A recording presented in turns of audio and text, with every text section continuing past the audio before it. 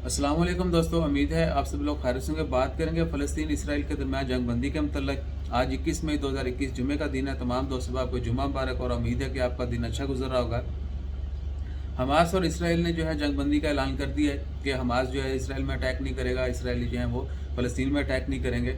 लेकिन ये सिलसिला और ये भी कि ये खुशखबरी नहीं है, हमें इससे बहुत ज़्यादा जो है आगे का सोचना होगा और इन तमाम मसाइल को हमेशा हमेशा के लिए हल करना होगा। जो भी ज़ालिम है उसको 7 तन से जुदा।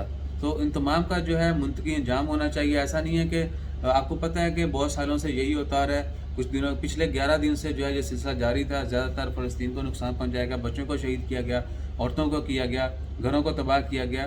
तो फिर क्या क्या कुछ सालों के बाद या कुछ अरसे के बाद फिर यही रिपीट किया जाता है और पूरी दुनिया जो है वो वावेला करती है। लेकिन इस दफ़ा कुछ ज़्यादा हुआ और ओमान में भी आपको पता है कि काफ़ी ज़्यादा जो है वो मुज़ाहरे किए गए। सोशल मीडिया के ऊपर भी काफ़ी जो है वो लोगों ने फ़लस्तीन के हक़ में आवाज़ उठाई।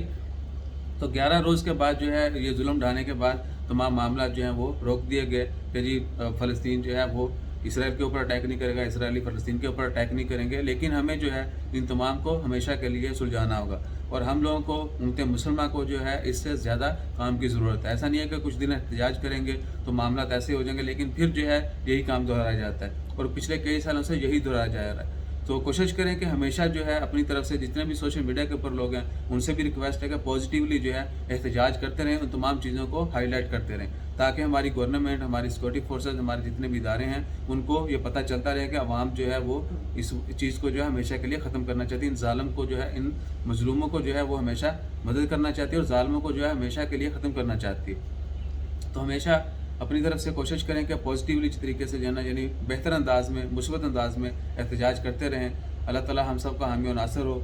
अपना ख्याल रखिएगा, दुआ में याद रखिएगा और हमेशा दुआ कीजिए कि अल्लाह ताला सबकी खैर फरमाए, हम सबको, आप सबको अपनी हिफ्ज़ ईमान में रखे, हर तरह के शर से, फितने फसाद से बचाए रखे। जज़ाकल्लाह। अल्लाह हाफ़िज़।